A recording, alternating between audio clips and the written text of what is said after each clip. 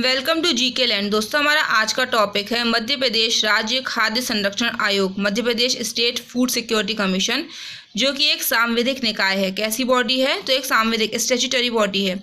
खाद्य सुरक्षा अधिनियम 2013 के तहत किसी एक्ट के तहत जब कोई निकाय बनाया जाता है तो वह एक सांविधिक निकाय कहलाता है।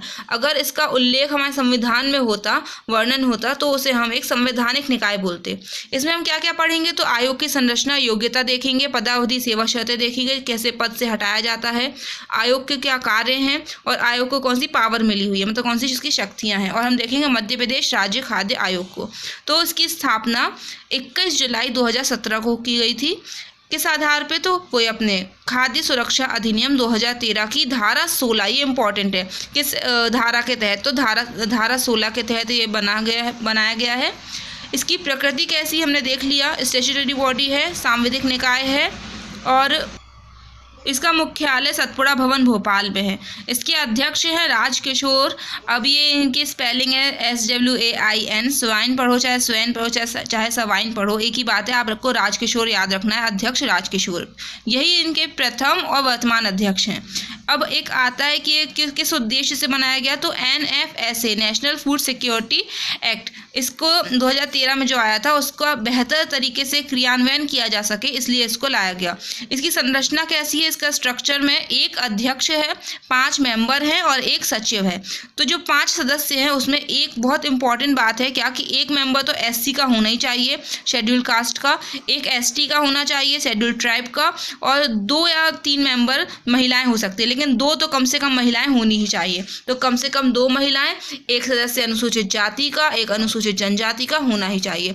अब योग्यता एलिजिबिलिटी क्या है? तो धारा 16 की उपधारा 3, ठीक है, धारा 16 के 3 में इसकी एलिजिबिलिटी योग्यताएं दी गई हैं कि अखिल भारतीय सेवा या राज्य सिविल सेवाओं के सदस्य हों या रह चुके हों, सेवानिवृत्त, रिटायर भी चलेंगे, ठीक है, जो संघ या राज्य के अधीन कोई सिविल पद धारण किए हुए हैं और जिन्हें कृषि, सिविल आपूर्ति, पोषण या स्वास्थ्य के क्षेत्र में या किसी संबंधित क्षेत्र में खाद्य सुरक्षा नीति बनाने और प्रशासन से संबंधित मामलों का ज्ञान और अनुभव हो, ठीक है, ऐसे लोग बन सकते हैं। फिर इसके मेंबर, सार्वजनिक जीवन में ऐसे विख्यात व्यक्ति होने चाहिए जो जिन्हें कृषि विधि, मतलब कानून, मानव अधिकार, समाज सेवा, ठीक है, प्रबंधन, पोषण, स्वास्थ्य, खाद्य संबंधी नीति या लोक प्रशासन का व्यापक ज्ञान अनुभव प्राप्त हो। There is such a famous person in public life who has extensive knowledge or experience in agriculture, law, human rights, social service, management, nutrition, health, food policy और पब्लिक एडमिनिस्ट्रेशन, जिनके पास निर्धनों के खाद्य और पोषण संबंधी अधिकारों में सुधार लाने से संबंधित कार्य में प्रमाणित रिकॉर्ड हैं। Who have a proven record, ठीक है, proven record in the work related to improving the food and nutritional right of the poor. पदावधि और सेवा शर्तें मतलब और हटाना, तो धारा 16 के 4 में दिया गया है पदावधि के बारे में। तो अध्यक्ष और सदस्य का सेम रहेगा, 5 वर्ष, 65 वर्ष तक, जो भी पहले होता है इनके कार्यकाल में। पुनः नियुक्ति के दोनों पात्र हैं, अध्यक्ष भी और सदस्य भी। धारा 17 बोलता है वेतन में कौन डिसाइड करेगी? तो वेतन डिसाइड करेगी हमारी राज्य सरकार, स्टेट गवर्नमेंट, और सेवा शर्त भी राज्य सरकार, स्टेट गवर्नमेंट। धारा 16 के 7 में क्या बोला गया है कि राज्य सरकार आयोग को कर्मचारी प्रोवाइड कराएगी। कोई चीज़ में जैसे कि कहीं ज़्यादा कर्मचारियों की ज़रूरत है पर वहाँ पे कर्मचारियों की कमी पड़ती है तो आयोग उन्हें देगा।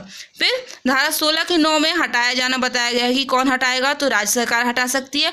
कैसे? तो निम्न आधारों पर। क्या? जो दिवालिया हो या किसी समय दिवालिया अधिनिर्णित किया गया हो, जो सदस्य के रूप में कार्य करने में शारीरिक या मानसिक रूप से अक्षम हो या फिर असमर्थ हो, जिसे ऐसे किसी अपराध के लिए दोषी सिद्ध किया गया है या ठहराया गया है जो राज्य सरकार की राय में नैतिक अंतर्वलित हो, ठीक है। फिर जिसने ऐसी वित्तीय या अन्य हित अर्जित कर लिया हो जिससे सदस्य के रूप में उसके कृत्यों पर प्रतिकूल प्रभाव पड़ने की संभावना हो। फिर जिसने अपने पद का दुरुपयोग किया हो जिससे उसका पद पर बने रहना लोकहित में हानिकारक सिद्ध हो रहा हो। ठीक है, फिर आते हैं आयोग के कार्य, कमीशंस फंक्शन। तो राज्य के संबंध में इस अधिनियम के कार्यान्वयन को मॉनिटर करना और उसका मूल्यांकन करना। ठीक है, परीक्षा करते रहना कि भाई साहब सही चल रहा है कि नहीं।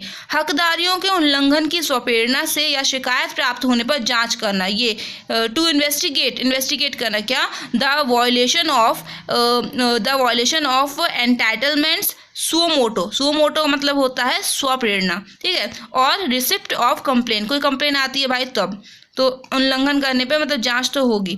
फिर इस अधिनियम के प्रभावी कार्यान्वयन के लिए राज्य सरकार को सलाह भी देती है ये आयोग। फिर जिला शिकायत निवारण अधिकारी, डिस्ट्रिक्ट ग्रीवेंस रिड्रेसल ऑफिसर। ठीक है, तो जिला शिकायत निवारण अधिकारी के आदेशों के विरुद्ध अपीलों की सुनवाई करना। वार्षिक रिपोर्ट तैयार करो। ठीक है, कौन को देंगे, वो सरकार को देगी और मतलब कि राज्य विधानमंडल के समक्ष रखेगी। तो इसके बाद हम देखते हैं कि आयोग की शक्तियां क्या क्या है, व्हाट इज़ द पावर। तो उसको सिविल कोर्ट की पावर मिल जाती है आयोग को कि भारत के किसी भी भाषा से किसी भी व्यक्ति को समन करना और हाजिर कराना तथा शपथ पर उसकी परीक्षा करना, किसी दस्तावेज को प्रकट और पेश करने की अपेक्षा करना, शपथ पत्रों पर साक्ष्य ग्रहण करना, रिसीविंग एविडेंस ऑन एफिडेविट, साक्ष्यों और दस्तावेजों की परीक्षा के लिए समन निकालना, किसी न्यायालय या कार्यक्रम से किसी लोक अभिलेख या उसकी प्रति अपेक्षा करना। फिर कोई अन्य विषय जो राष्ट्रपति नियम द्वारा अवधारित करे, वो सब भी इसी में आएंगे, अंतर्वलित होंगे। फिर अन्य फैक्ट मतलब कुछ क्या है कि जो रिपोर्ट है भाई वो कहाँ से कहाँ जाएगी, तो रिपोर्ट राज्य सरकार को बना के देगी आयोग और राज्य सरकार उस रिपोर्ट को आगे विधानमंडल में रखेगी। 2 या 2 से ज़्यादा राज्य संयुक्त खाद्य आयोग बना सकते हैं। बहुत इंपॉर्टेंट लाइन है, आ सकती है। 2 or more states may form a joint food commission। फिर ये भी इम्पॉर्टेंट होता है क्या कि मध्य प्रदेश खाद्य आयोग की वर्तमान संरचना कैसी है। तो अध्यक्ष हैं इसके राजकिशोर वही स्वयं, और सदस्य हैं इसकी दुर्गा डावर जो कि मंदसौर से हैं, किशोर खंडेवाल जो कि उज्जैन से हैं, और सचिव है इसके राजीव चंद्र दुबे जो कि एक IAS ऑफिसर हैं। फिर कुछ इसके क्वेश्चन आंसर देखते हैं। तो राज्य खाद्य आयोग है एक सांविधिक निकाय, स्टैट्यूटरी बॉडी। ठीक है, क्यों है भाई, तो क्योंकि इसे नेशनल फूड सिक्योरिटी एक्ट 2013 की धारा 16 के द्वारा बनाया गया है। तो जब कोई भी चीज़, कोई निकाय, कोई बॉडी एक एक्ट या अधिनियम के तहत बनती है तो वो अपने आप ही स्वतः ही एक सांविधिक निकाय बन जाती है। राज्य खाद्य आयोग का गठन किस अधिनियम के तहत हुआ, अगेन रिपीट, NFSA राष्ट्रीय खाद्य सुरक्षा अधिनियम 2013 के द्वारा गठित, नेशनल फूड सिक्योरिटी एक्ट। राज्य खाद्य आयोग का गठन किस तारीख को किया गया था, तो 21 जुलाई 2017, डेट रट लेना। राज्य खाद्य आयोग कितने सदस्यीय संस्थान है, तो वैसे तो 7 मेंबर बॉडी है जिसमें एक अध्यक्ष होते हैं, 5 सदस्य होते हैं और एक सचिव होता है। इन 5 में भी एक SC का जरूरी है, एक ST का जरूरी है, 2 महिलाएं जरूरी है, 2 से 3 भी हो सकती है लेकिन कम से कम 2 होनी चाहिए। ऐसे टोटल मिला जुला के अपने 7 मेंबर बनते हैं।